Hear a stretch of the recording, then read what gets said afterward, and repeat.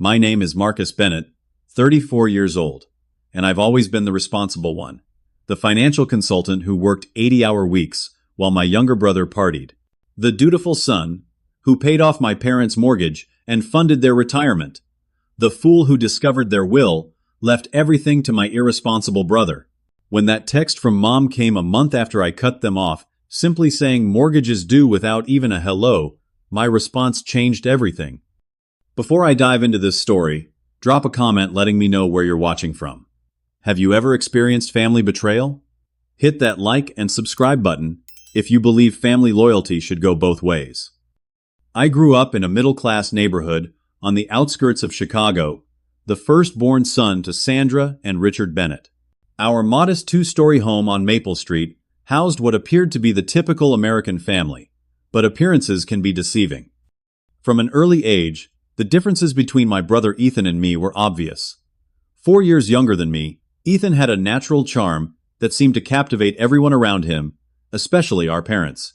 While I was studious and serious, spending weekends with my nose buried in books, Ethan was the life of every gathering, the kid everyone wanted to be friends with. "Marcus, why can't you be more like your brother?" became a refrain I heard throughout my childhood when I brought home straight, as my parents would nod approvingly but without much excitement. When Ethan managed to scrape by with C's, there would be celebrations and ice cream trips. The pattern was set early. Despite the obvious favoritism, I continued to excel academically. I earned a scholarship to Northwestern University, where I studied finance and economics. My parents attended my graduation, but they spent most of the day talking about Ethan's latest high school football victory. After college, I secured a position at a prestigious financial consulting firm in downtown Chicago. The hours were brutal, but the compensation was excellent, and I climbed the corporate ladder rapidly.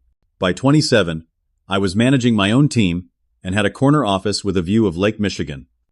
It was during this time that I met Rachel at a charity gala. She worked in pediatric nursing, and her compassion and warmth balanced my analytical nature perfectly. We dated for a year before I proposed, and we were married in a small ceremony that my parents almost missed because Ethan had a minor car accident the night before. Nothing serious, just another example of his recklessness, but they stayed with him instead of helping with wedding preparations. Rachel and I bought our first home together, a beautiful colonial in the suburbs, and 2 years later, welcomed our daughter Lily into the world. My life was falling into place professionally and personally, despite the complicated relationship with my family. Meanwhile, Ethan's life followed a different trajectory. He dropped out of community college after one semester to find himself. This journey of self-discovery involved a series of failed ventures: a car detailing business that lasted 3 months, a DJ career that never took off, and a brief stint as a fitness instructor at a gym that closed due to his mismanagement. Each failure was met not with accountability but with bailouts from our parents. They emptied their savings to fund his car detailing supplies. They took out a second mortgage to help him build a recording studio in their basement. They even borrowed against their retirement to invest in his gym. The financial strain became apparent when my father lost his job at 58 7 years, before he planned to retire. The manufacturing company where he'd worked for 30 years downsized, and suddenly, my parents faced an uncertain future, with depleted savings and mounting debt. "Marcus, we hate to ask, but could you help us out? Just until your father finds something new," my mother asked during a Sunday dinner at their house. I looked around at the space where I'd grown up, now cluttered with Ethan's abandoned DJ equipment and fitness gear. That night began years of financial support. I paid off their second mortgage. I covered their property taxes. I funded new retirement accounts for them, since their original ones had been drained, to support Ethan's endeavors. Every month, I transferred money to ensure they could maintain their lifestyle. Ethan, now living in their finished basement, continued to receive money from them, which was essentially my money funneled through our parents. When I questioned this arrangement, my mother would defend him fiercely. "Your brother is still finding his way, Marcus. We can't all be as fortunate as you." Fortunate, as if my success had been handed to me rather than earned through years of sacrifice and hard work. Despite the growing resentment, I continued supporting them. Family loyalty ran deep in me, even if it seemed to run only one way. When my father eventually found part-time work at a hardware store, it wasn't enough to cover their expenses, so my financial support continued. By the time my parents officially retired, I was covering the majority of their living expenses.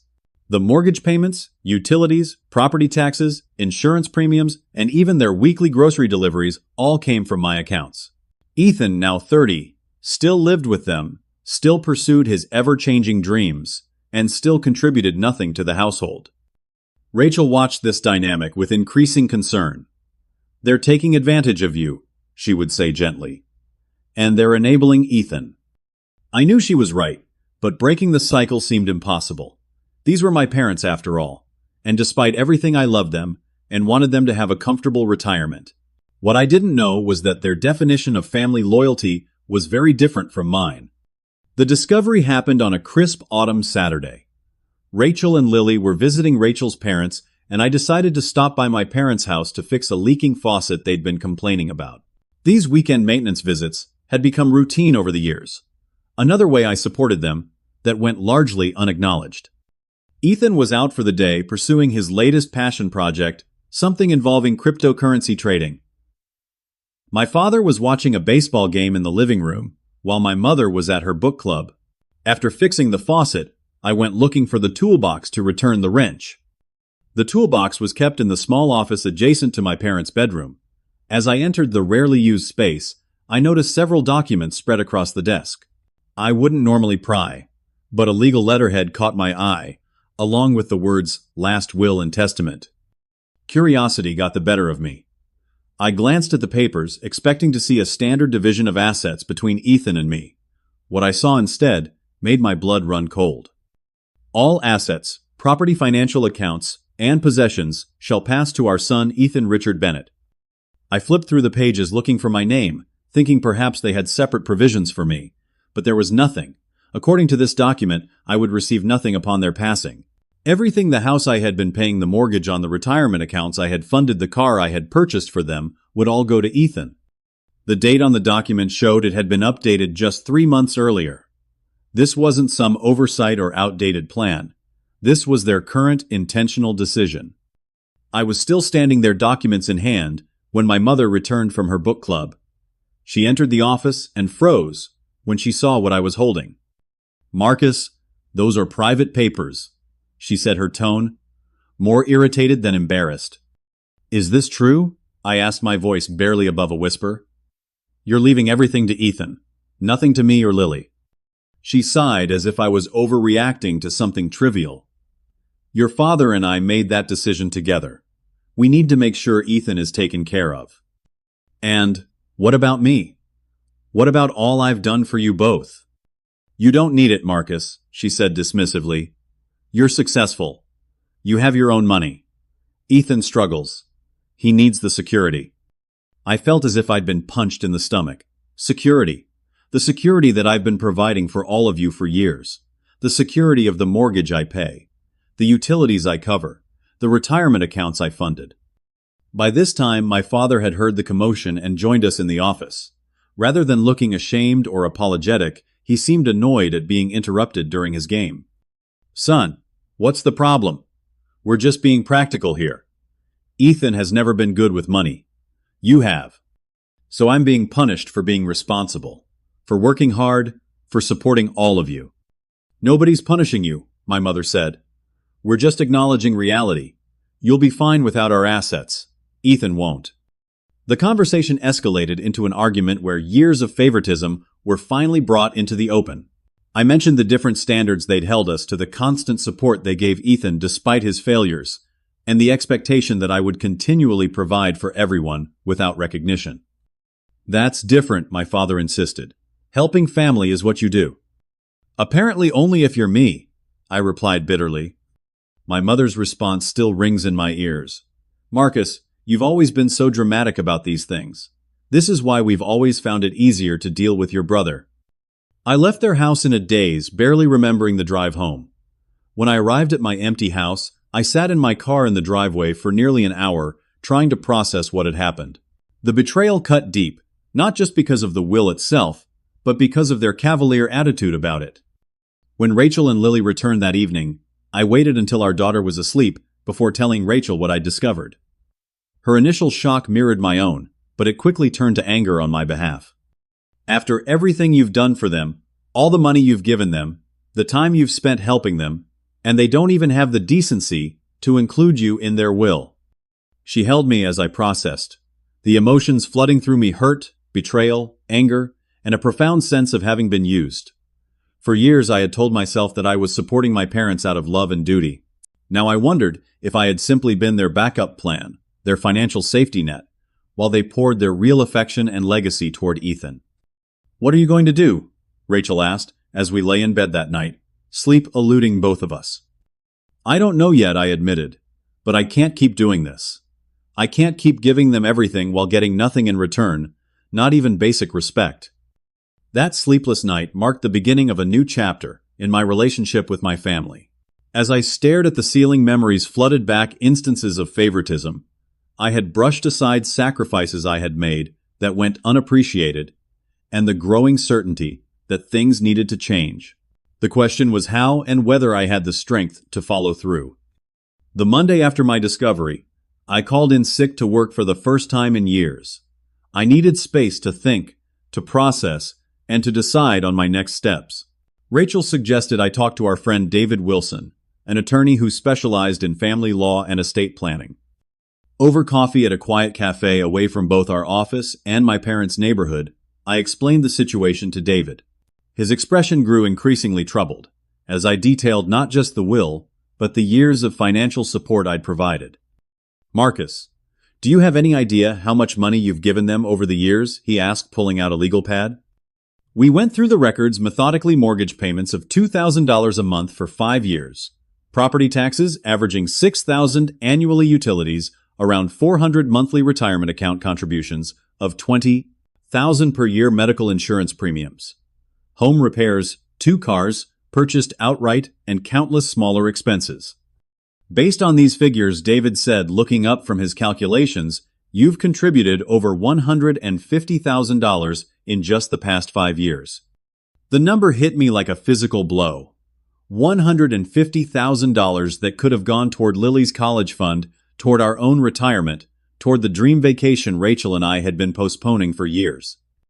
And legally, David continued, these were gifts. You have no claim to any of it unless you had formal loan agreements in place. I hadn't. Each check, each transfer, each payment had been made, with the naive assumption that family took care of family, that my contributions were recognized and valued. So what are my options, I asked. Legally, regarding the will, not much. They have the right to dispose of their assets as they see fit, David said. But going forward, you're under no obligation to continue supporting them financially. After our meeting, I spent the rest of the day driving around the city, thinking about my next steps. By the time I returned home, I had made my decision. I would cut off all financial support to my parents. Completely and immediately. Rachel supported my decision wholeheartedly. They've taken advantage of your generosity for too long, she said. It's time they understood there are consequences. That evening, I drafted a formal letter explaining my decision.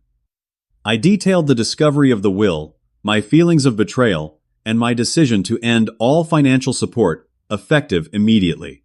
I listed every payment I would no longer be making and suggested they ask Ethan, their sole beneficiary, to step up and help them. The next day, I delivered the letter in person. I wanted to see their reactions to make sure they understood that this wasn't an empty threat or a temporary emotional response. My mother read the letter first, her expression shifting from confusion to disbelief. She handed it to my father, whose face reddened with each line. You can't be serious, he said finally. This is childish, Marcus. I'm completely serious, I replied calmly. I've supported this household for years, only to discover that you don't value my contributions enough to include me in your will. So I'm making a business decision, just like you did. This is about more than money, my mother protested. We're family. Yes, we are. And family should treat each other with respect and fairness, neither of which I've received from you. They tried various tactics: guilt, anger, dismissal. My father suggested I was overreacting, that I would get over it in a few days. My mother implied I was being selfish, thinking only of money when family should be about more than that. I left without raising my voice, without making scenes or threats. I simply stated my decision and departed, knowing the real test would come in the following days and weeks. As expected, Ethan called that evening raging about my abandonment of our parents. "How could you do this to them?" he shouted through the phone. "They're retired. They depend on you." "They've made their choice about who matters to them," I replied. "Now they can depend on their chosen son." The next day, I began the practical implementation of my decision. I closed the joint checking account I had set up for household expenses. I removed the automatic payments for their mortgage utilities and subscriptions from my accounts. I called their insurance company and removed myself as the payment guarantor. Each action was methodical, deliberate, and final. I wasn't acting out of pure emotion anymore, but from a place of clear-eyed self-respect. For the first time in years, I was prioritizing my own family, my own financial security, and my own emotional well-being. My parents didn't believe I would follow through. They had grown so accustomed to my support, to my acquiescence, that they couldn't imagine a world where I stood firm against their wishes. That first week, I received several calls from my mother, each one assuming I had reconsidered. "The lawn service came by today, but they said the account was closed," she said in one message. "The pharmacy called about Dad's prescription. They said the payment method was declined," came another. I didn't respond to any of these calls. Each message confirmed what I had suspected. They saw me primarily as a financial resource, not as a son deserving of respect and fair treatment. Establishing boundaries was painful, but necessary. I began seeing a therapist to help process the complex emotions of breaking away from toxic family dynamics. Rachel and Lily noticed the change in me almost immediately, a lightness that came from releasing the burden of constant obligation. For the first time in my adult life, I was putting myself and my immediate family first. And while part of me ached for the relationship I wished I had with my parents, a larger part felt relief at finally acknowledging the truth of our dynamic. The silence from my parents grew as they realized I was serious. No apologies came, no acknowledgments of their unfairness, just silence. They were waiting for me to cave, as I always had before. But this time was different. This time I had seen too clearly what they really thought of me. A full month passed without direct contact from my parents. Through mutual acquaintances, I heard that they were struggling to adjust to their new financial reality. Bills were piling up. The yard was becoming unkempt. Ethan had made vague promises to help, but had delivered little actual support. During this month, I experienced both guilt and liberation. Guilt because, despite everything, these were my parents, the people who had raised me. Liberation because for the first time in years, my finances were truly my own. Rachel and I increased our contributions to Lily's college fund. We planned the European vacation we had been postponing for years. We had dinner together almost every night, without the interruption of crisis calls from my parents. My relationship with Rachel strengthened as the burden of my extended family lifted. My interactions with Lily became more present, more joyful. Even my work performance improved, as the constant stress of managing two households diminished. Then on a Tuesday morning, exactly 34 days after I delivered my letter, my phone buzzed with a text from my mother. No greeting, no acknowledgement of the silence, no apology for their actions. Just two cold words. Mortgage due. I stared at the message for a long time, feeling a complex mix of emotions. The audacity was stunning. After discovering their betrayal, after clearly explaining why I was cutting financial ties after a month of silence, they still expected me to simply pay their bills on demand. I showed the message to Rachel when she returned from her hospital shift that afternoon. "Unbelievable," she said, shaking her head. "They still don't get it, do they?" "Apparently not," I replied. "What are you going to do?" she asked. We discussed various responses, from ignoring the message entirely to attempting a longer explanation of why their expectation was inappropriate. But in the end, we agreed that the situation called for something direct, something that would make it clear that the dynamic had permanently changed. After careful consideration, I typed my response. "So is my therapy bill for dealing with your betrayal." I hit send, before I could second-guess myself. The response was direct, honest, and made it clear that their actions had real consequences beyond the financial realm. The reaction was immediate and explosive. My phone began ringing within minutes. First my mother, then my father, then Ethan. I declined all the calls, but the voicemails poured in. "Marcus, how dare you speak to your mother that way?" my father thundered in his message. "We raised you better than this." "I can't believe you're still upset about that stupid will," Ethan complained in his. "Grow up and help mom and dad." My mother's message was tearful, a dramatic shift from her terse demand. "Marcus, please, we don't know what to do. The bank called about foreclosure. We need you." The calls continued throughout the evening, escalating in urgency and emotional manipulation. I turned off my phone after the 20th call, needing space from the barrage. The next morning, as I was leaving for work, Ethan appeared on my doorstep, unannounced and uninvited. His face was flushed with anger, his usually carefully styled hair disheveled. "You need to fix this," he demanded without preamble. "They're going to lose the house." I stood in my doorway, briefcase in hand, tie, perfectly knotted, the picture of the responsible professional I had always been. "This isn't my problem anymore, Ethan. As their sole beneficiary, their financial well-being is your responsibility now." "I can't afford to pay their mortgage," he exploded. "You know that." "I'm aware of your financial situation. Perhaps you should consider getting a steady job instead of jumping from one get-rich-quick scheme to another." His face reddened further. "You think you're so much better than me, don't you, Mr. Perfect, with his perfect job and perfect family?" "I don't think I'm better than you, Ethan. I just think I'm done being taken for granted by all of you." He stepped closer, invading my personal space.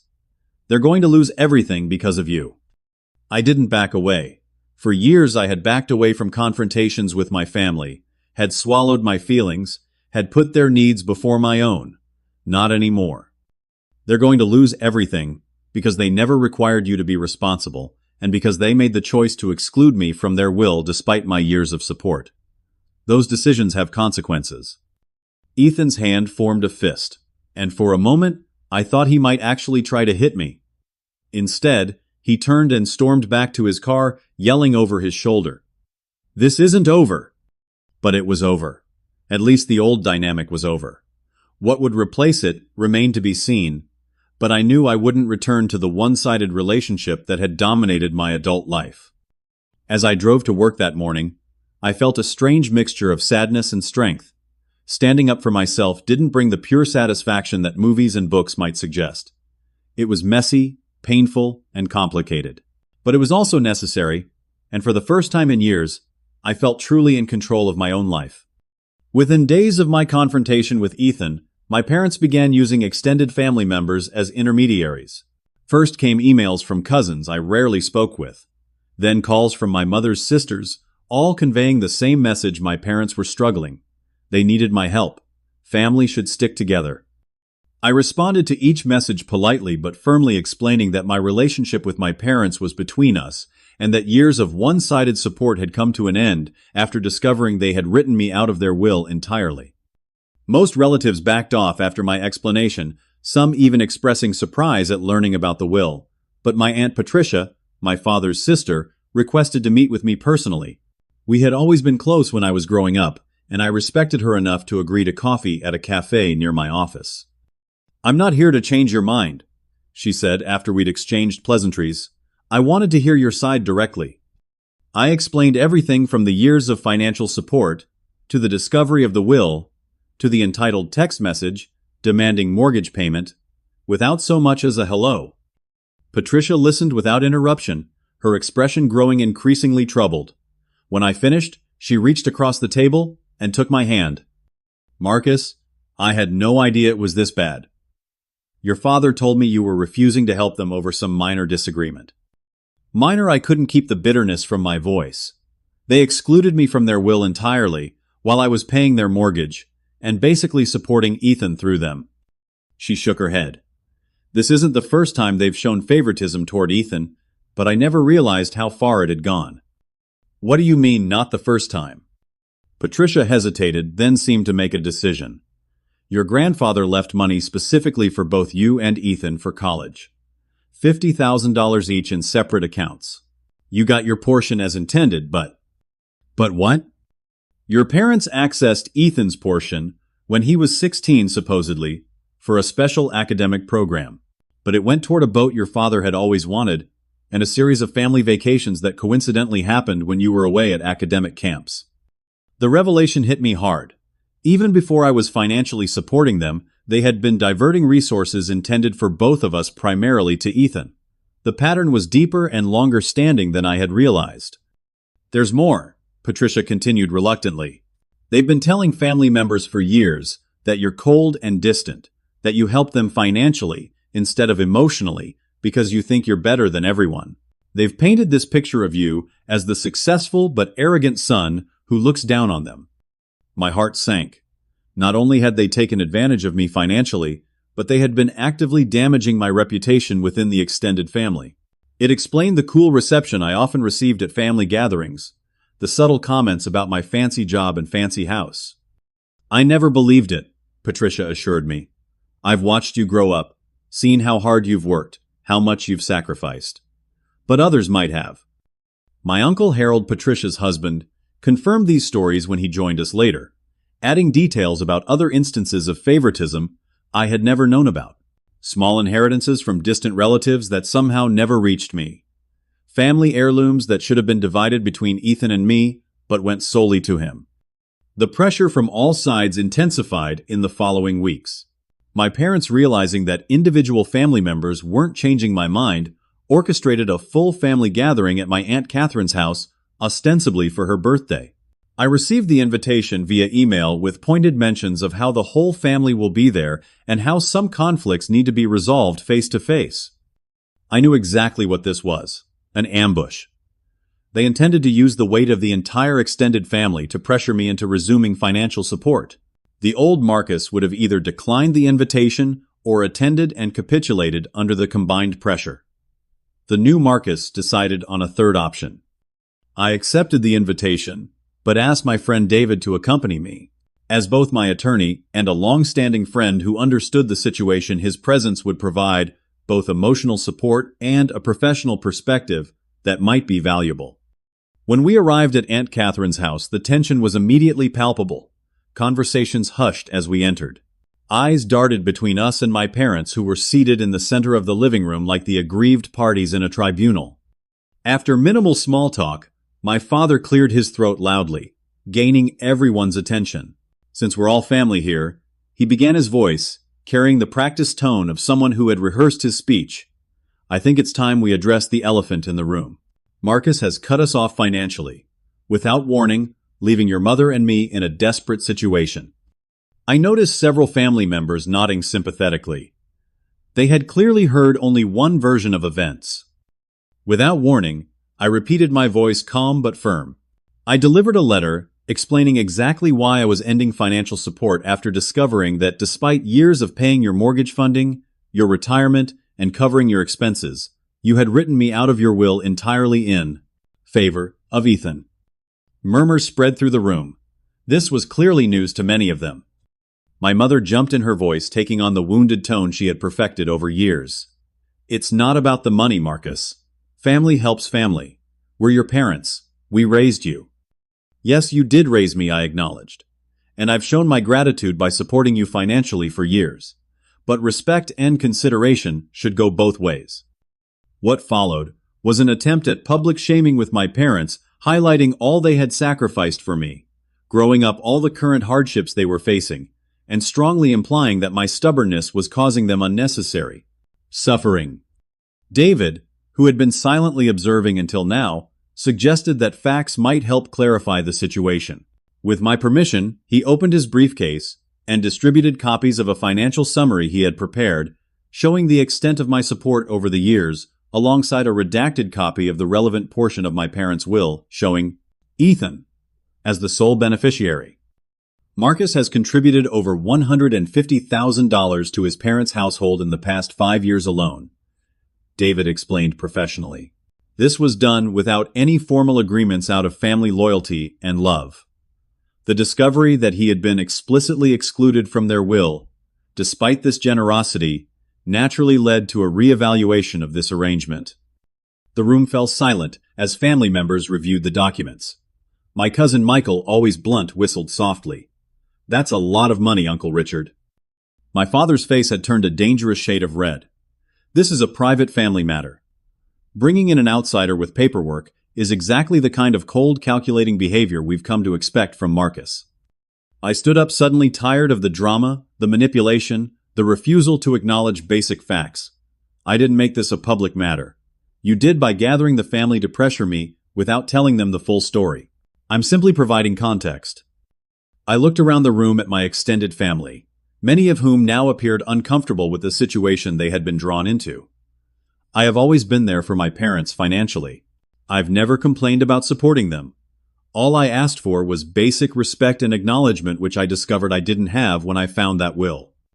Gathering my coat, I added, "I won't be emotionally manipulated or publicly shamed for standing up for myself. Anyone who wants to discuss this further can contact me directly, but I won't participate in this kind of ambush again."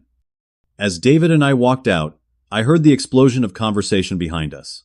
For the first time, the full family was hearing both sides of the story, and based on the tone of the voices, many were reassessing their understanding of the situation. The drive home was quiet but not uncomfortable. I felt emotionally drained, but also strangely empowered. I had faced the collective pressure of my family and stood my ground. The truth was out there now, not just my parents' carefully curated version of events. "You did well in there," David said, as he dropped me off at my house. "Standing up for yourself doesn't make you a bad son. It makes you a healthy adult." That night, as I recounted the events to Rachel, I felt the weight of years of unbalanced family dynamics beginning to lift. The road ahead wouldn't be easy, but for the first time I was walking it on my terms. 2 weeks after the family gathering, I received an official notice that had been forwarded from my parents' address. Their mortgage lender had initiated foreclosure proceedings due to 3 consecutive missed payments. The reality of their situation was becoming dire, exactly as I had warned in my letter. Ethan, for all his promises and bluster, had been unable to provide meaningful financial assistance. His latest venture, cryptocurrency trading, had apparently resulted in significant losses, rather than the quick fortune he had anticipated.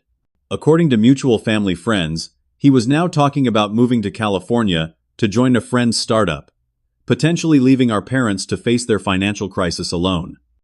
The news created a complex emotional reaction in me. There was a part of me, I'll admit, that felt vindicated. For years I had warned them about enabling Ethan's irresponsibility, about placing all their hopes and trust in someone who had never demonstrated the ability to follow through. Now they were facing the consequences of those choices. But there was also guilt. These were my parents, imperfect as they were. The thought of them losing their home, the place where I had grown up, still caused me pain despite everything that had happened.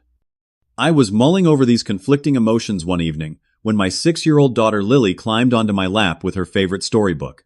The tale was about sharing and fairness, simple concepts that become so complicated in adult relationships. "Daddy?" she asked after we finished reading. "Why don't we visit Grandma and Grandpa anymore?" I struggled to find an age-appropriate explanation. "Sometimes grown-ups disagree about important things, sweetie. Grandma and Grandpa and I need some time to sort things out." Her next question cut to the heart of the matter with the directness only a child can manage. "Is it because they love Uncle Ethan more than you?" I was stunned by her perception. Even at 6, she had sensed the fundamental imbalance in my family's dynamic. "What makes you say that?" "They always talk about his adventures when we visit.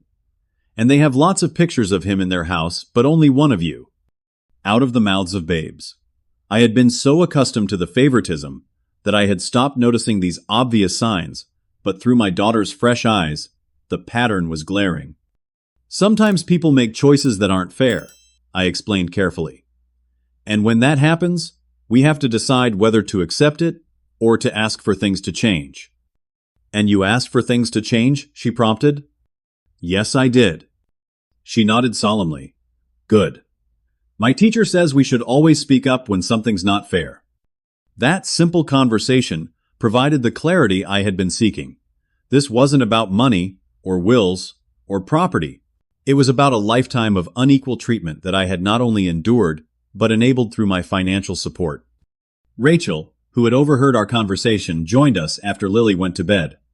She sees it so clearly, I marveled. Children often do, Rachel replied.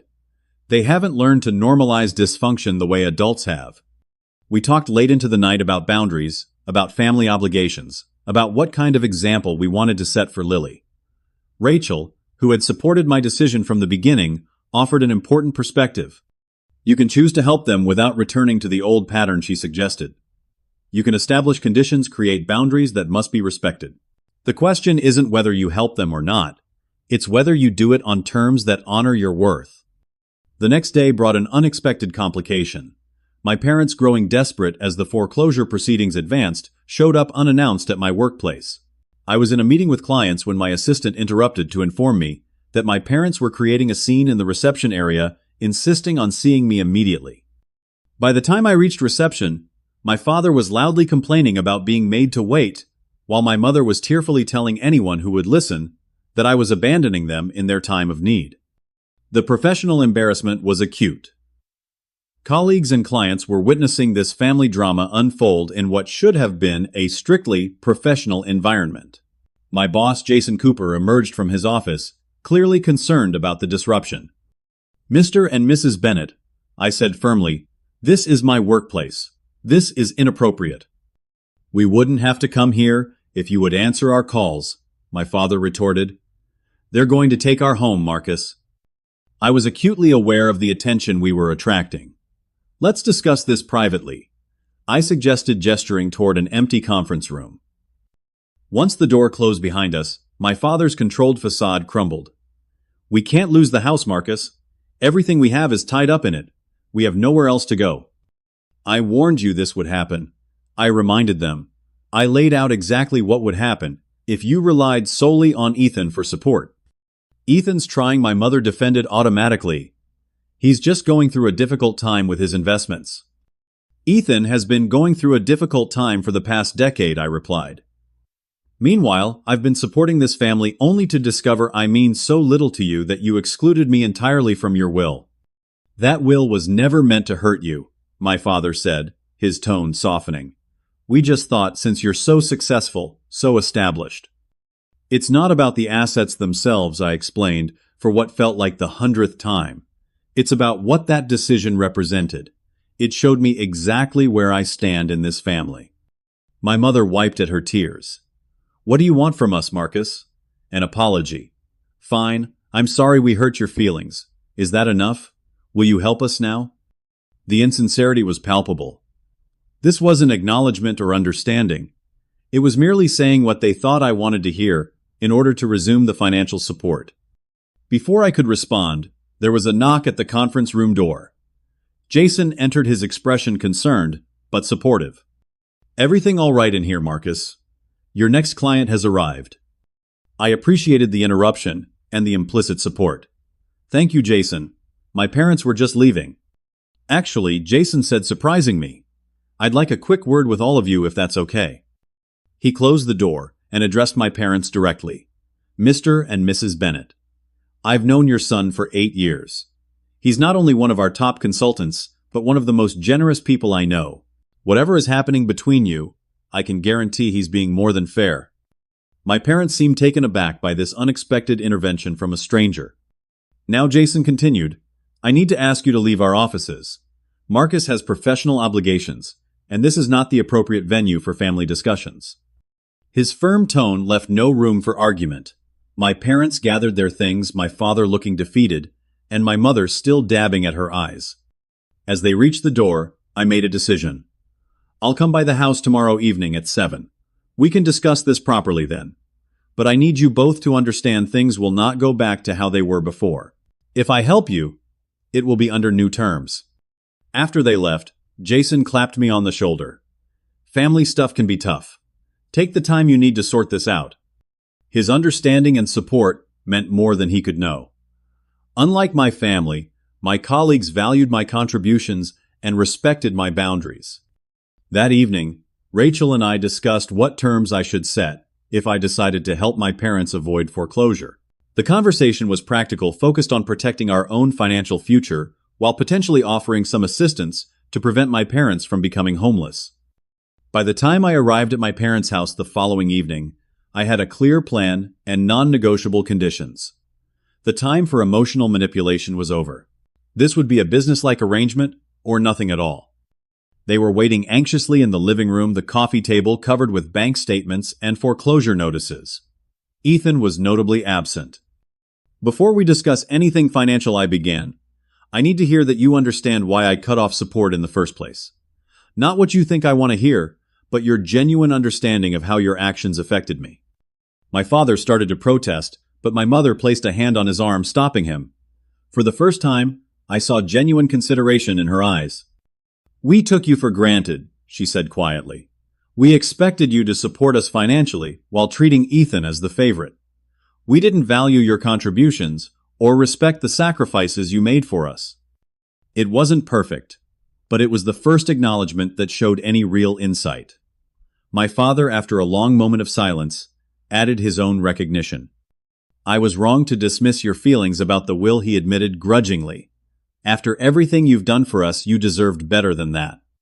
These weren't the full, heartfelt apologies I might have hoped for, but they were the first steps toward genuine acknowledgement.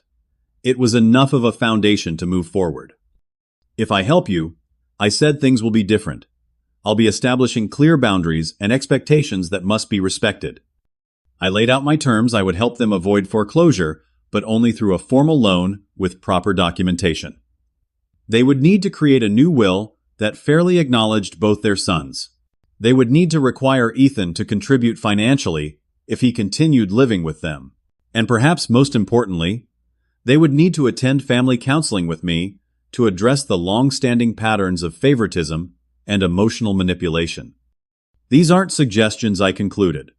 They're requirements. I won't help without all of these conditions being met.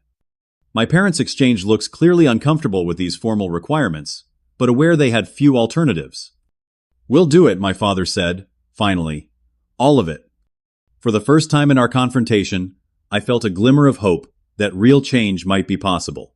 Not a return to the dysfunctional patterns of the past, but the beginning of something healthier for all of us. Over the following months, my relationship with my parents underwent a fundamental transformation. The formal loan agreement drafted by David provided $30,000 to bring their mortgage current and establish a financial cushion. Unlike my previous support, this was documented with clear repayment terms and consequences for default. Ethan's reaction to the new arrangements was initially hostile. When he discovered that my conditions included him paying rent if he continued living with our parents, he accused me of trying to control everyone. But faced with the reality that I wouldn't budge and our parents couldn't afford to keep supporting him, he reluctantly agreed to contribute $400. Monthly, significantly less than market rate, but at least a start. The family counseling sessions were difficult but necessary. Our therapist, Dr. Martinez, skillfully guided us through conversations that had been avoided for decades. My father struggled with acknowledging the favoritism, initially defending it as responding to different needs. My mother wept through sessions where we discussed the emotional impact of their unequal treatment. "I never meant to love you less," she said during a particularly intense session. "I just worried about you less. You were always so capable, so independent." "Being capable shouldn't have meant being less valued," I responded. "It should have meant being appreciated for those qualities, not taken for granted because of them." Slowly, painfully, my parents began to recognize the patterns in their behavior. My father admitted that he had identified more strongly with Ethan's gregarious personality, while finding my serious, ambitious nature somehow intimidating. My mother acknowledged that she had enabled Ethan's irresponsibility out of a misguided sense of protection. The new will they drafted, as per our agreement, divided their assets equally between Ethan and me. While the material value was less important to me than the symbolic recognition, it represented a tangible acknowledgement of my place in the family. The healing wasn't linear or easy. There were setbacks, moments when old patterns threatened to reemerge. My father occasionally slipped into comparing us in ways that favored Ethan. My mother sometimes tried to guilt me about the formality of our new arrangements. But unlike before, I now had boundaries in place and the confidence to maintain them. My own healing journey continued in individual therapy, where I worked through the lingering effects of years of being the less favored child. I discovered how deeply the dynamic had affected my self-worth. my workaholic tendencies, my need to prove my value through achievement and financial success. Rachel noticed the changes in me first. "You're more relaxed," she observed one evening as we sat on our patio watching Lily play in the yard. "You laugh more easily." She was right. As the burden of constant obligation lifted, as I established healthier boundaries with my family, I found more joy in everyday moments.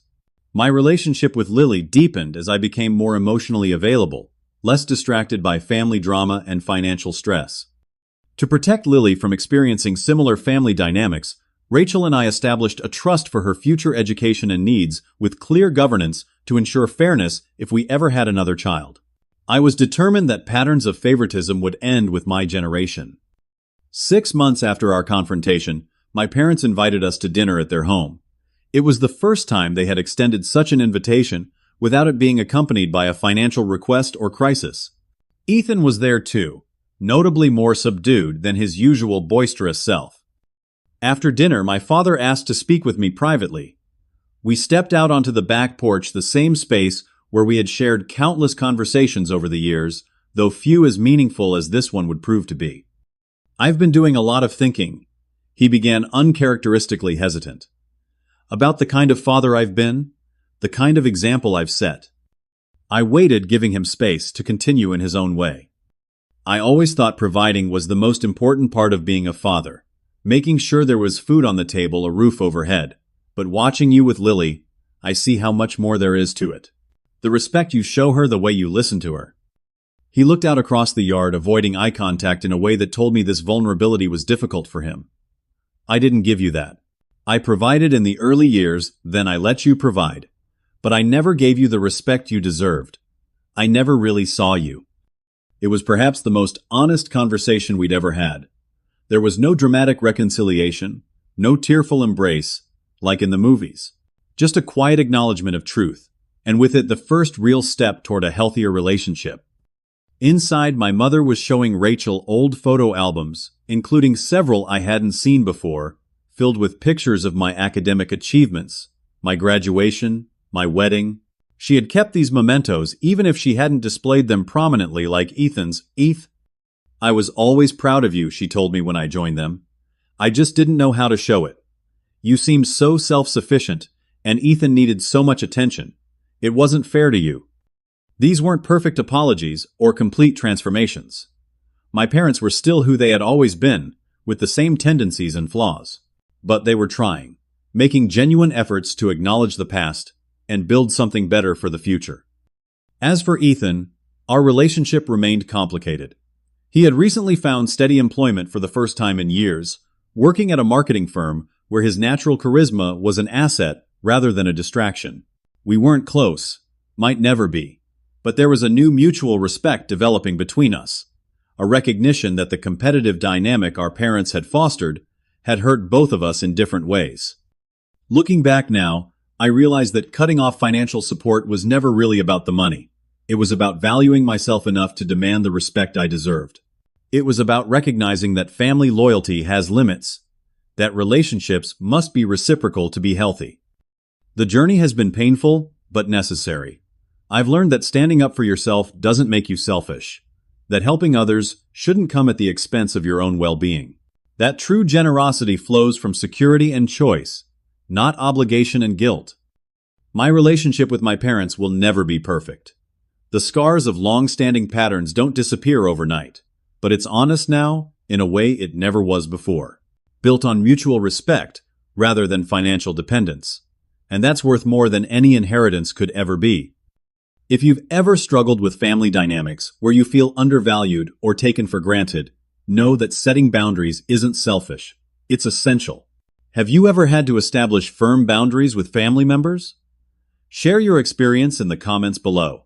If this story resonated with you, please hit the like button and subscribe to hear more stories about navigating complex family relationships.